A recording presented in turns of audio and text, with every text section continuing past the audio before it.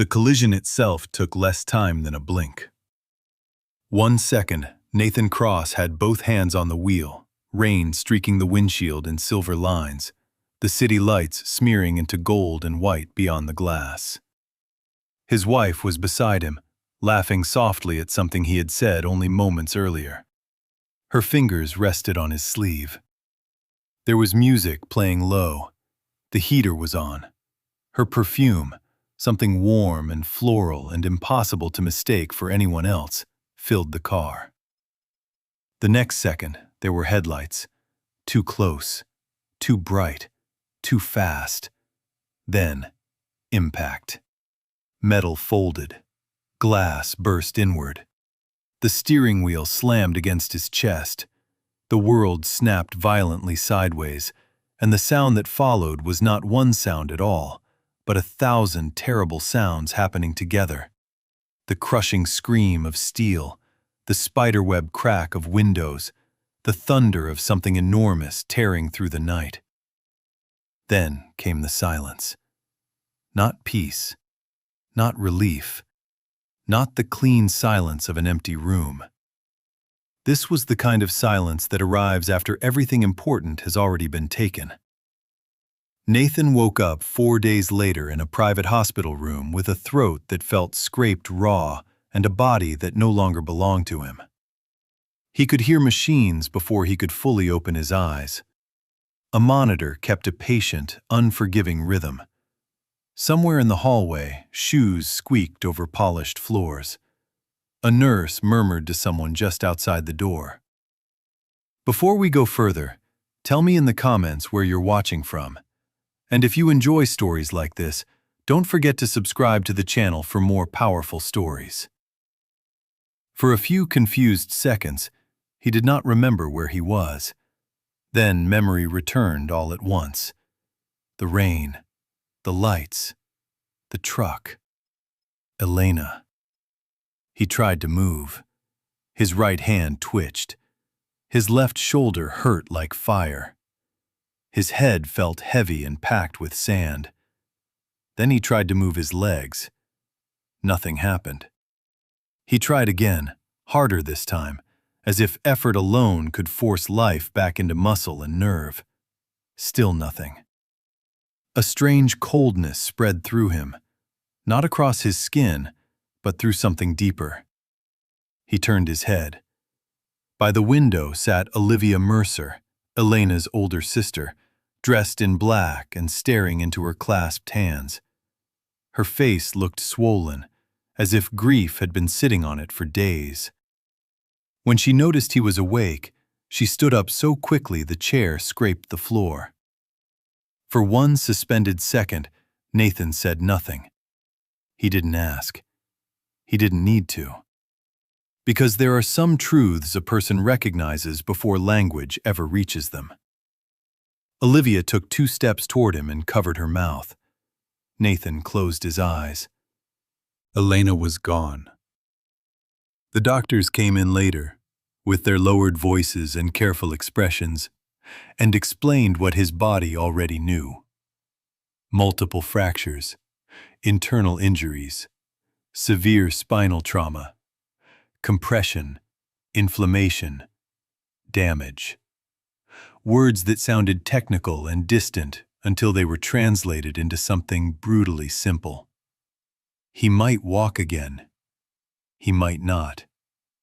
No one would promise him anything. Nathan listened until they finished. Then he turned his face toward the wall and did not speak again for the rest of the day. Before the accident, Nathan Cross was the kind of man people described differently depending on whether they admired him or feared him. To some, he was a visionary. To others, he was ruthless. Everyone agreed on one thing. He was formidable. He had built Cross Meridian Holdings from a failing regional construction firm into one of the most powerful infrastructure groups in the state. Roads, commercial towers, bridges, public contracts. His signature was attached to projects that changed skylines and traffic patterns and, in quiet ways, people's futures. He had started with almost nothing: a dead-end rental office, a used laptop, one borrowed truck, one employee who quit after 3 weeks. Nathan had worked like a man racing time itself, and by 42, he had become wealthier than the people who once dismissed him. He had the penthouse office, the black cars, the tailored suits, the private memberships, the effortless authority. But anyone who knew him well also knew something else. The center of his life had never been the money. It had been Elena. Elena Cross had a way of softening the sharpest parts of him without ever making him smaller. She laughed easily, noticed everything, and treated the people in his life, from executives to gardeners, with the same warm attention that made them feel seen. She was the only person who could look at Nathan after a brutal 12-hour workday and say, "You're not taking this call," and have him actually put the phone down. She loved old books, Saturday farmers markets, and white climbing roses. She believed in handwritten thank you notes and donating quietly instead of publicly. She teased Nathan whenever he became too stern, too distant, too certain that efficiency mattered more than tenderness. "Winning is not the same thing as living," she had told him once while kneeling in the garden with soil on her palms and sunlight on her hair. He remembered that sentence now more often than he could bear. After the funeral, he was brought home. The house stood at the end of a long private drive behind iron gates and tall trees. It had once felt elegant and peaceful, the kind of place built for long dinners, morning coffee on the terrace, and the future he and Elena kept promising each other they would slow down enough to enjoy. Without her, it felt enormous and wrong. There were traces of her everywhere. A cardigan folded over the back of a breakfast chair, a half-read novel on the side table in the sitting room, a ceramic bowl in the kitchen where she kept lemons, a pair of gardening gloves on the rear patio door handle. Even the air seemed to remember her. Olivia and her husband, Richard Mercer, inserted themselves into the practical side of the tragedy almost immediately. Richard handled legal forms, insurance calls, and business updates with brisk efficiency. Olivia came with casseroles, sympathy, and eyes that filled at all the right moments. They were around so often that eventually Nathan stopped noticing when they entered the house. He only noticed that he felt worse after they left. Because once the visitors were gone and the condolences dried up, what remained was not support. It was confinement. A medical bed was set up downstairs. Ramps were installed. A rotation of nurses and therapists began. Nathan endured it all with the cold patience of a man who had no faith in any of it. He hated being lifted, guided, corrected, watched. He hated the careful, pitying expressions.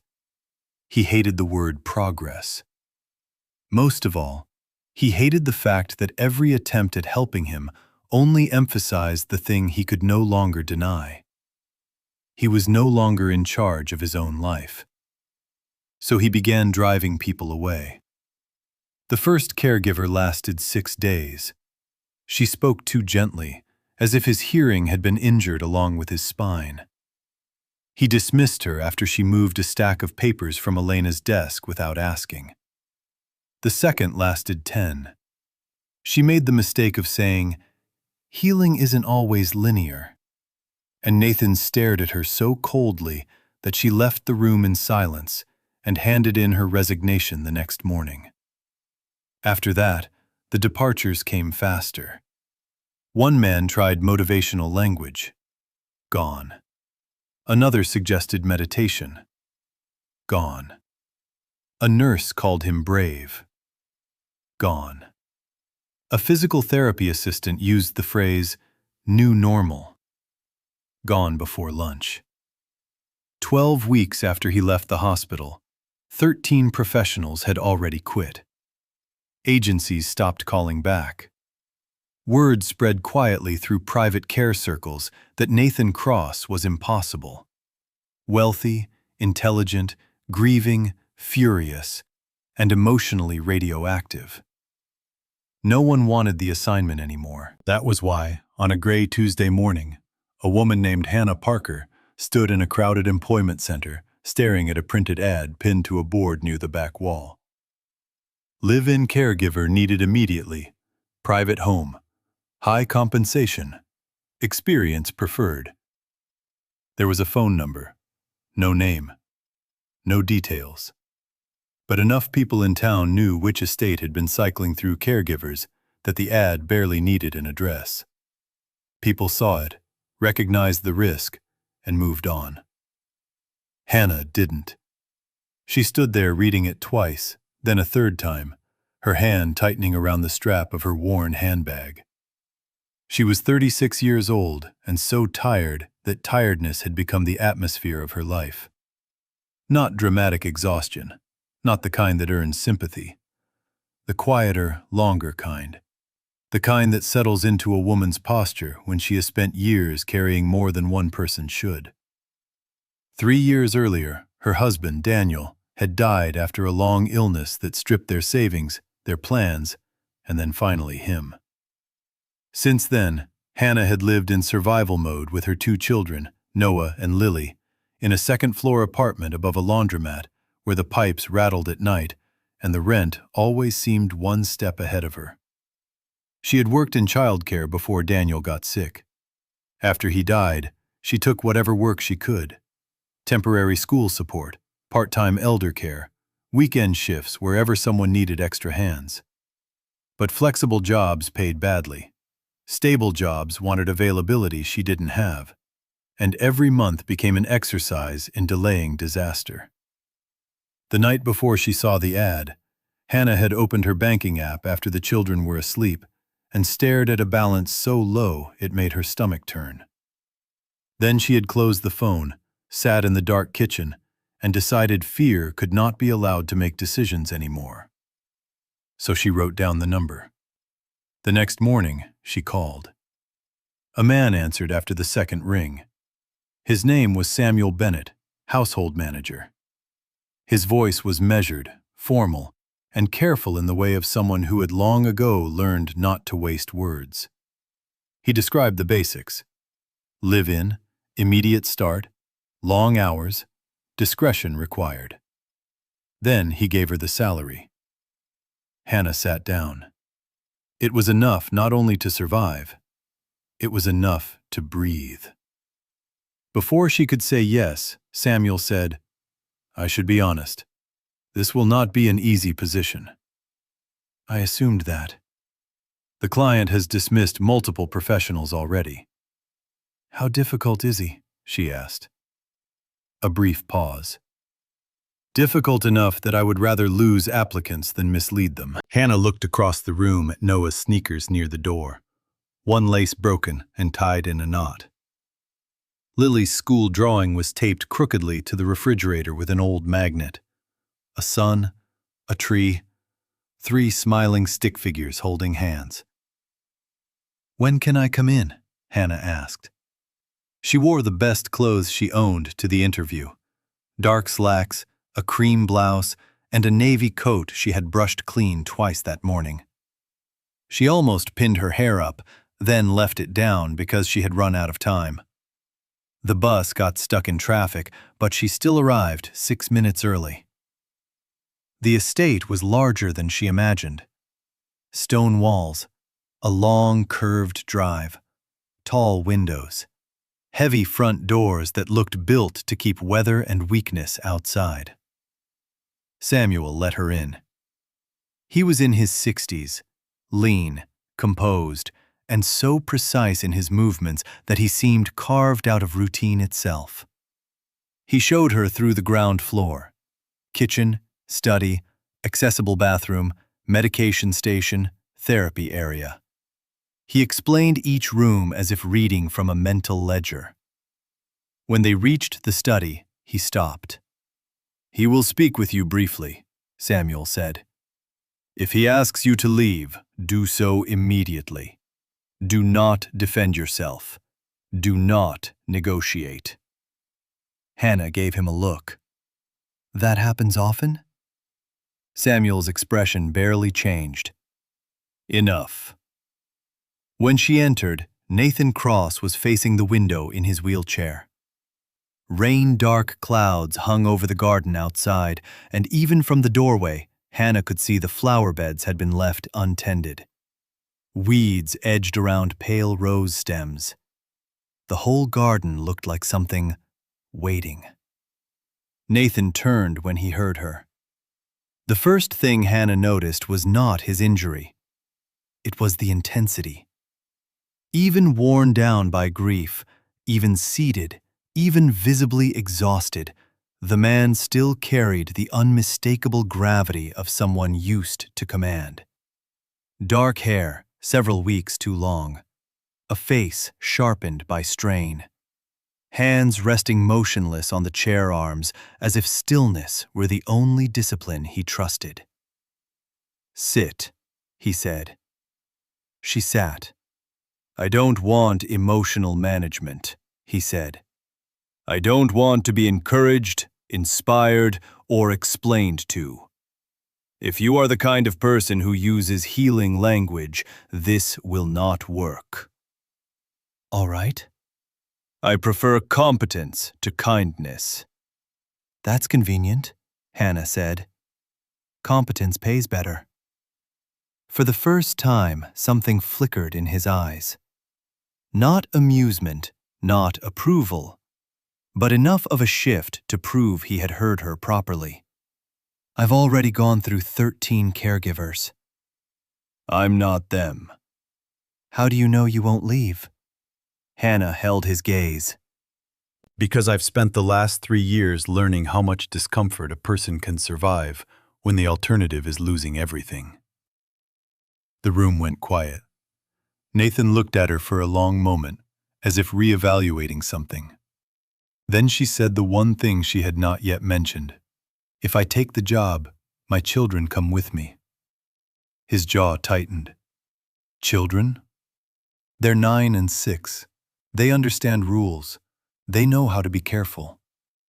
Nathan turned his head slightly toward the window again, eyes moving over the neglected garden. "You want to bring 2 children into this house?" he said flatly. "I want to keep a roof over their heads." That answer, more than anything else, seemed to settle something. No performance, no noble language, only truth. The timer on his desk gave a soft beep. Nathan looked back at her. "Monday, 7 o'clock. If there is chaos, noise, or disruption, you leave." "Understood." She stood. When she reached the door, he said, "No pity." Hannah glanced back.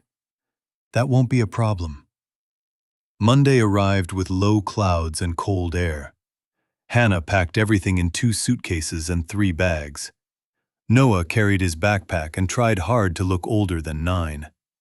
Lily carried a faded stuffed rabbit by one ear and asked 3 separate times whether the new house had rich people stairs. Hannah told her yes, probably. They arrived at exactly 7. Samuel opened the door before Hannah knocked. His eyes moved from Hannah to the children and rested there a moment, thoughtful, unreadable. "He's been awake since before dawn," Samuel said quietly as he led them inside. "Is that unusual?" "No," he said. "What is unusual is that he is waiting." He showed them to a room upstairs, larger than anything the children had ever shared. 2 narrow beds, a dresser, a window overlooking the back garden. Noah went straight to the glass. Lily bounced on one mattress and declared it very important and acceptable. Hannah gave herself exactly 3 seconds to feel relieved. Then she went downstairs. Nathan was in the study, exactly where he had been at the interview, except today his chair was turned toward the door. Waiting, assessing. "You're on time," he said. I said I would be. He outlined the house rules in a voice so controlled it sounded almost rehearsed. Meals at fixed hours.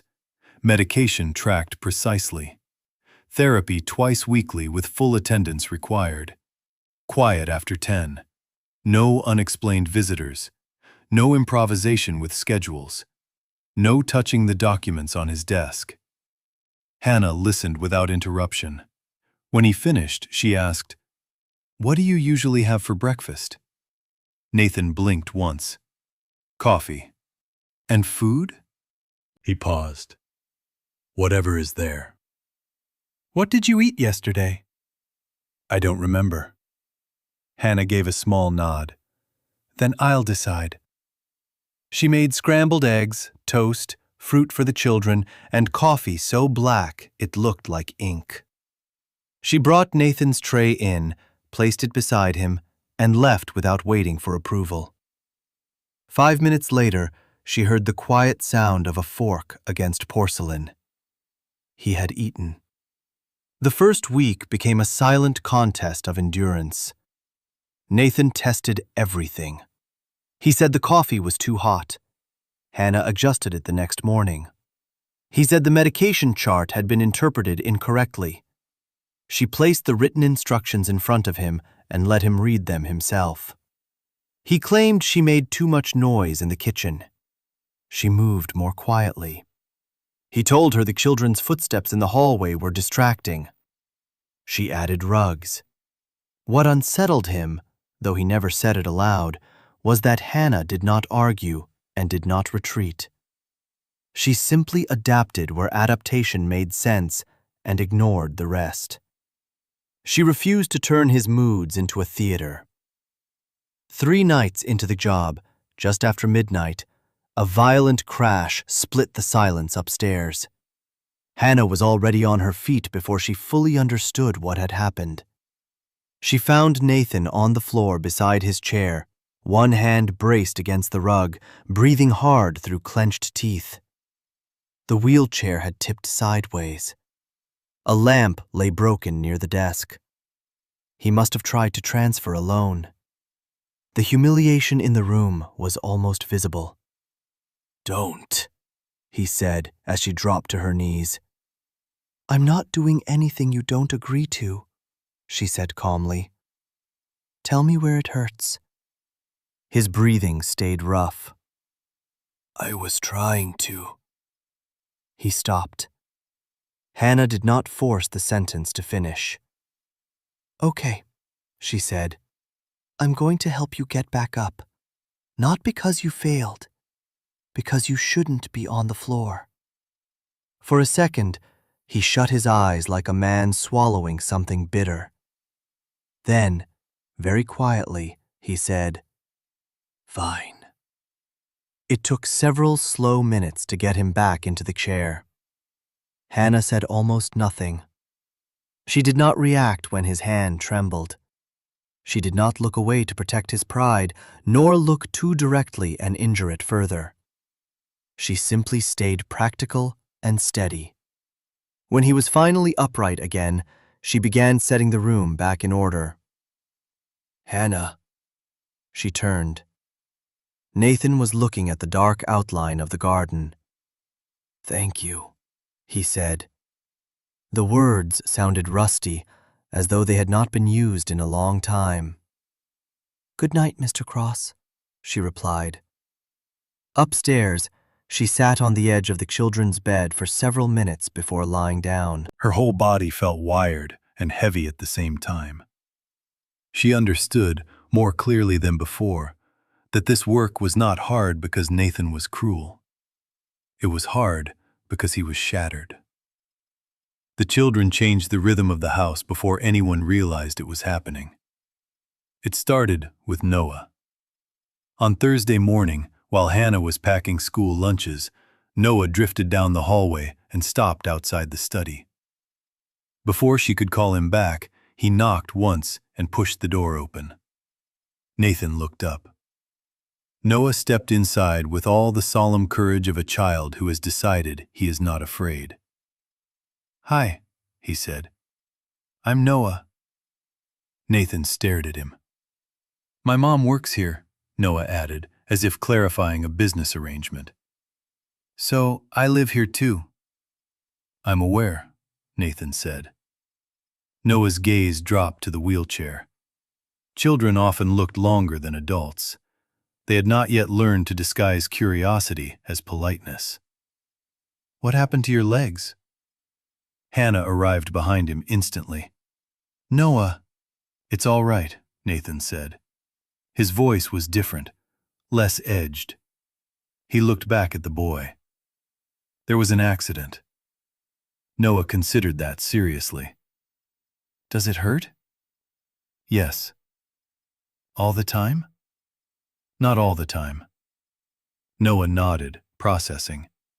Then he said, with disarming plainness, My dad died. That hurts all the time, but not like a bruise. It's like something is missing from the room, even when you're in it. The stillness that followed felt sacred. Nathan's expression changed in some small, naked way Hannah had never seen before. Yes, he said after a moment. That's exactly what it's like. Noah accepted the answer, gave one brief nod, and said, Okay, I have school now. He left. Nathan kept looking at the empty doorway. After that, the ice began to crack in ways too small to notice all at once. Lily started announcing her presence every afternoon by stepping into the study, holding up her stuffed rabbit and saying, We are visiting, but only politely. She would then sit on the rug and talk about things that had no relevance to adult reality. Clouds shaped like dragons, a teacher who smelled like peppermint, the possibility that rabbits understood secrets. Nathan did not encourage it, but he never sent her away. Sometimes, when Hannah passed the study door, she found him listening with an expression that belonged to a different man than the one who had first interviewed her. Therapy changed next. His physical therapist, Dr. Ethan Reeves, who insisted everyone call him Dr. Reeves only until Lily shortened it to Dr. Legs, had been working with Nathan for months before Hannah arrived, and they had made little progress beyond compliance. Nathan would do the minimum, then shut down. Any exercise that required hope, not just effort, seemed to enrage him. One Tuesday, halfway through a session, Dr. Reeves asked him to attempt a supported forward weight shift, and Nathan refused. Mr. Cross, if you want standing to remain a possibility, I said no. His voice snapped across the room. Dr. Reeves stopped. Nathan's hands were clamped so tightly on the armrests, his knuckles had gone pale. Hannah, standing near the cabinet with his medication log, watched his face and recognized something beneath the anger.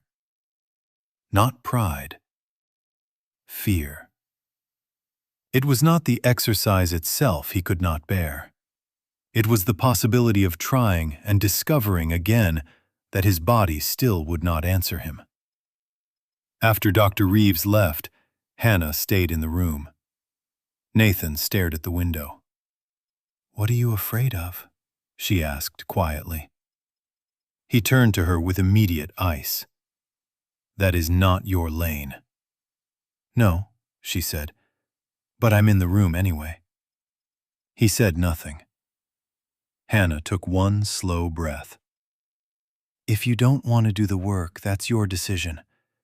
But don't lie to yourself and call fear by another name. His jaw moved. For a long time, the only sound was the ticking clock on the mantel. Then, so quietly she almost didn't catch it, he said, What if nothing changes? Hannah did not answer immediately. What if I do all of it?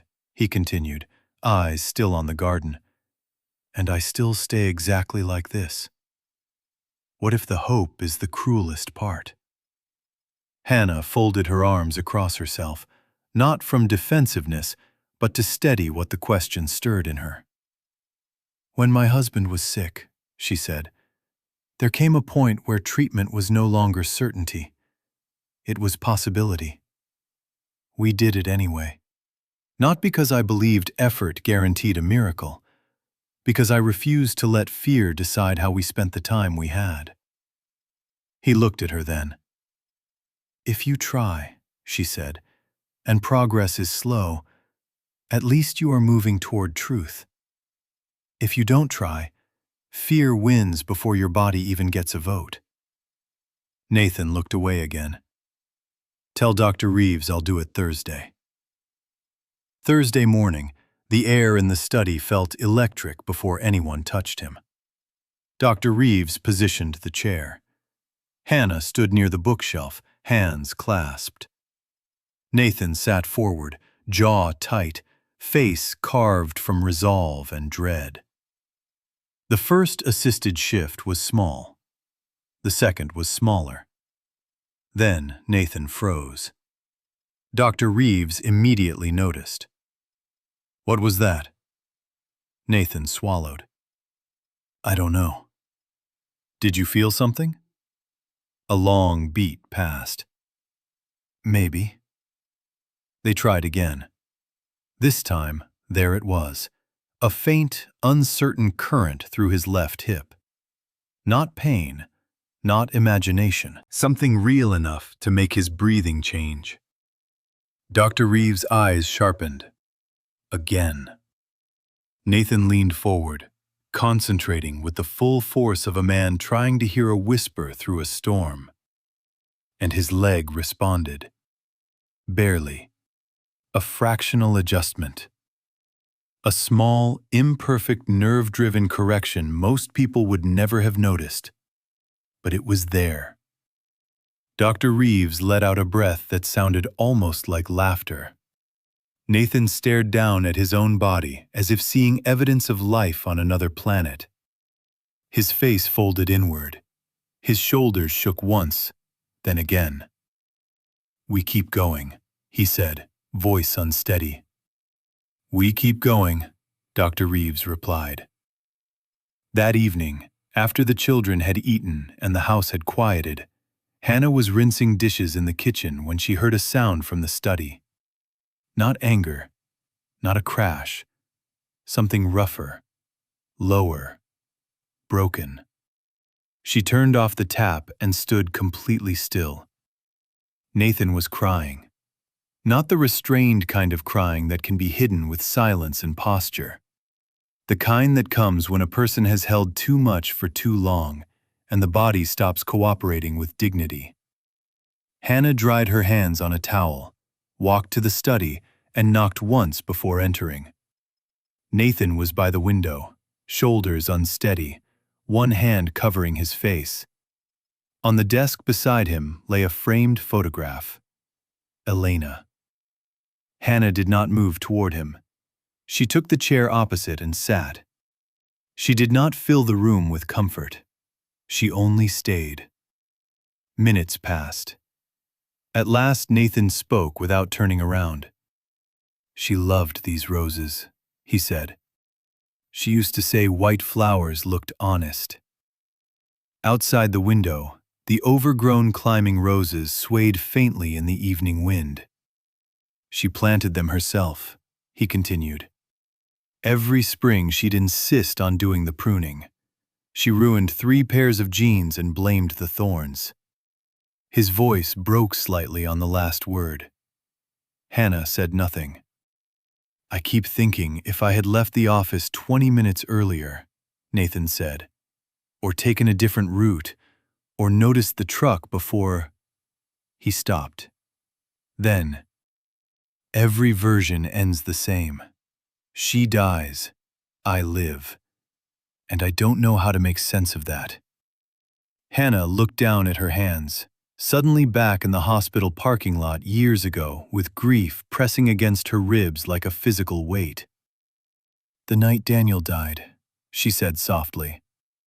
"I sat in my car for nearly 2 hours because I couldn't bear the idea of going home and seeing all the places he wasn't anymore. An older woman knocked on my window. Total stranger. She looked at me and said, You don't have to be all right tonight. You just have to still be here tomorrow. The room stayed quiet. That's it? Nathan asked after a while. Not dismissive, only exhausted. That's it, Hannah said. Tomorrow first, meaning later. Nathan lowered his hand from his face. For the first time since she had known him, when he turned and looked at her, there was no armor left in his expression. Only pain. And trust, or the earliest version of it. Weeks passed. Healing was not smooth. It never is. Nathan had good mornings and terrible afternoons. He had sessions where his body answered him, and sessions where it felt numb and foreign all over again. He grew stronger, then discouraged, then angry, then determined. Hannah learned the patterns of his silence. Noah began doing homework in the study after school. Lily started leaving drawings on Nathan's desk. Stick figures, flowers, once an impressively inaccurate picture of him as a rich wizard with wheels. And slowly, almost against his own will, Nathan returned. Not the man he had been before. That man was gone. Grief had changed him too deeply for that. But another version began emerging. Quieter, more deliberate, less armored. A man who still carried loss, but no longer wanted to disappear inside it. Then Samuel found the folder. It happened on a Thursday afternoon. Dr. Reeves was running Nathan through bar-assisted standing exercises in the therapy room when Samuel approached Hannah in the hallway with a face she had learned to read as controlled concern. "I need you to look at something," he said. He handed her a slim file of financial statements, transfer receipts, internal authorizations, and account summaries. Hannah was no forensic accountant, but the pattern was obvious even to her. Large sums had been moved repeatedly through secondary entities she did not recognize. The authorizations bore Nathan's electronic approval on dates when he had been heavily sedated, hospitalized, or physically incapable of reviewing anything. "Who's been handling company oversight since the accident?" Hannah asked. Samuel's mouth tightened. "Richard Mercer." Hannah felt a cold line move down her spine. That evening, once the children were asleep and Nathan had finished his medications, she placed the folder on his desk. "I think you need to see this." Nathan opened it. At first, his expression was merely attentive. Then it changed. What Hannah saw in the next 20 minutes was the return of the strategist, the builder, the man who had once controlled empires of numbers and people and outcomes. He read quickly, cross-checked dates, compared signatures, asked for his laptop, then his archived access codes. Samuel fetched old company login hardware from the safe. By midnight, the study had become a war room. Nathan worked in silence, the glow of the screen sharpening his features. Hannah stayed because leaving felt impossible. She brought coffee. She answered only when spoken to. She watched the truth assemble itself, piece by piece. Richard had been moving funds through shell corporations for nearly 2 years. Ghost vendors, inflated invoices, fraudulent approvals. But the money trail alone did not explain the oldest transfers, those that began before the crash. So Nathan dug further. At 2:11 in the morning, he opened 2 copies of the accident report side by side. The original, and an amended version filed 3 days later. There were discrepancies in vehicle maintenance, brake condition, contractor ownership, and routing records. It took Nathan less than 5 minutes to follow one company connection to another. The truck that struck them belonged to a logistics firm indirectly tied to a holding entity linked, through layers of ownership, to Richard Mercer. Hannah sat down slowly. "This wasn't just theft," she said. Nathan's face had gone deathly still. "No," he said. "It wasn't." They both knew, at the same moment, that Richard alone could never have arranged all of it. Someone closer. Someone smarter. Someone with emotional access and legal timing. Olivia.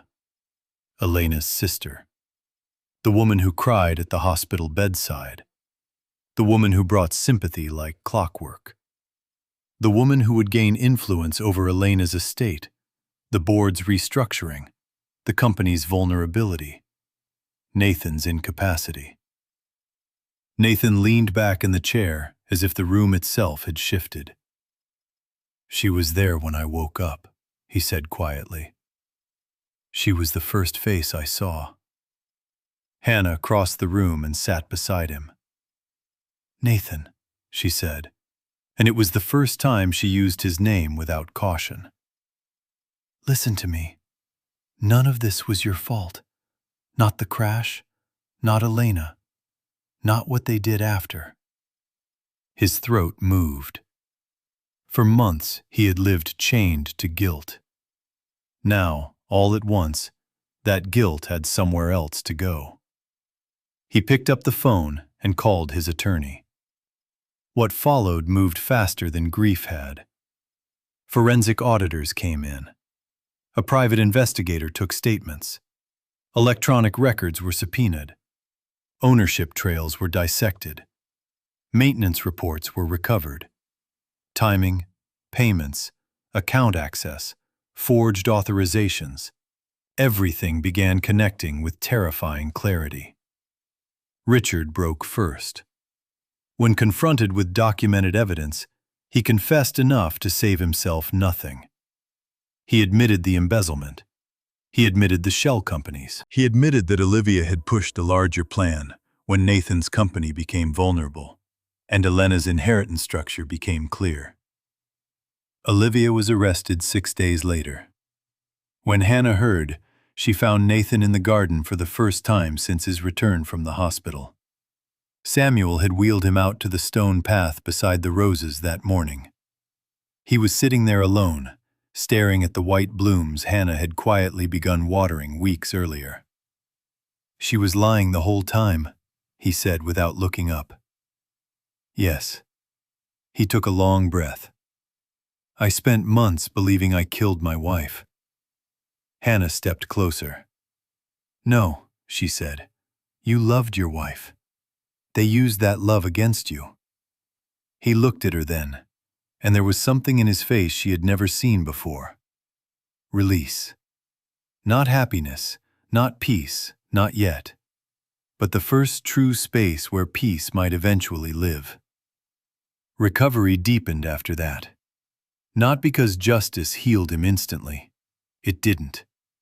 But because shame was no longer chained to every attempt. He no longer approached therapy like punishment. He approached it like return. And then, on a pale Wednesday morning in early spring, it happened. Dr. Reeves had Nathan at the walker. Noah and Lily were sitting against the wall because Nathan had quietly decided, without ever formally explaining it, that they were now allowed to watch therapy on good days. Hannah stood near the doorway with a folded towel in her hands she didn't realize she was gripping. Nathan steadied himself. Dr. Reeves adjusted the walker position. And then, without warning, Nathan let go with one hand. Then the other. He stood unsupported. 1 second. 2. 3. Lily gasped aloud. Noah shot to his feet. Nathan took a step. Then another. Then a third, slow, unsteady, real. Dr. Reeves caught the walker and moved it back into place just as Nathan's legs began to tremble. Nathan gripped it, breathing hard, eyes shut. When he opened them, Noah was crying openly and trying not to. Nathan laughed once through his own tears. "You make that look extremely undignified." "I'm not crying," Noah said, clearly crying. Lily ran forward and hugged Nathan's side with fierce little arms. "You did it," she announced, as if reporting the weather. "I knew your legs were just being dramatic." Across the room, Hannah covered her mouth and let tears fall for the first time without trying to stop them. Nathan looked at her over Lily's head. There are moments when an entire life changes direction without noise, without witness, without even a clear beginning. This was one of them. Something in his gaze reached for her. Something in her face answered. That evening, long after the children were asleep, Hannah was in the kitchen when Nathan came in with his cane and that careful, stubborn concentration people wear when they are relearning how to trust their own bodies. "You should have called me," she said instantly, moving toward him. "I wanted to walk in here by myself." He made it to the counter and rested one hand there, smiling faintly from the effort. Then the smile faded. "Hannah," he said, "I need to tell you something before I lose the nerve." She stayed still. "When you came here, I thought you were temporary. Another professional I would eventually drive away." He looked down once, then back at her. "I was wrong." Her heart began beating so hard it hurt. "I loved your children first," he said with an honesty so clean it left no room for defense. Noah's seriousness, Lily's impossible confidence, the way they made this house sound alive again. And then I fell in love with the woman who kept them safe while carrying more than anyone should. Hannah's eyes filled. He took one careful step closer. "I'm not asking you for an answer tonight," he said. "I'm only telling you the truth." Hannah gave a wet, breathless laugh. "That would be more convincing if you weren't looking at me like this is already the answer."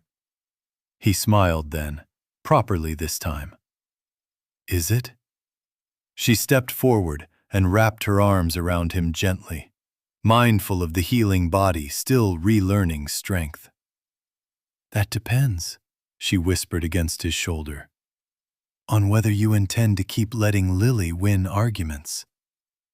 From the hallway, a small voice said, "Finally!" They both turned. Noah was standing there with the grave disappointment of a child who had waited far too long for adults to catch up with obvious reality. They were married in June beneath the white climbing roses. It was a small ceremony. Samuel attended in a dark suit that made him look like a retired diplomat. Dr. Reeves came with a grin so wide, Lily said it looked medically suspicious.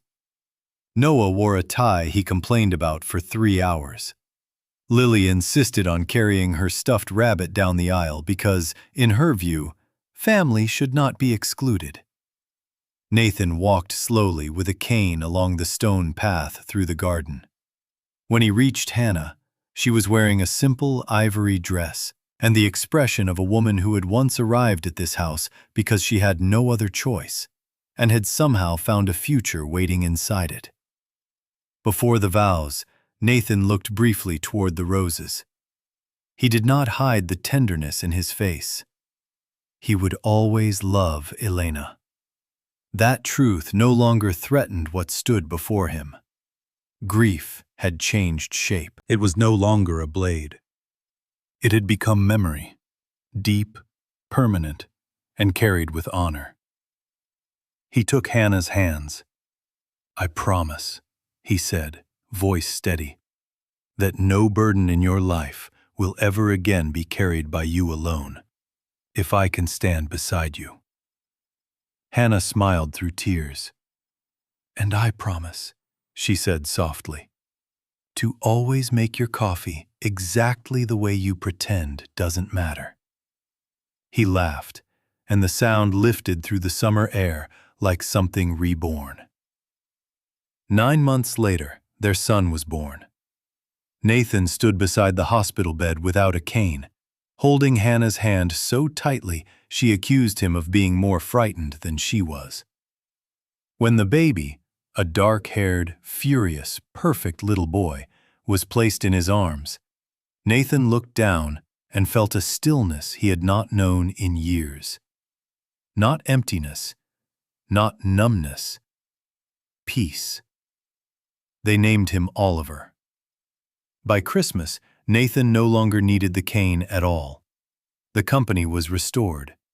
The stolen funds were recovered through litigation and asset seizure.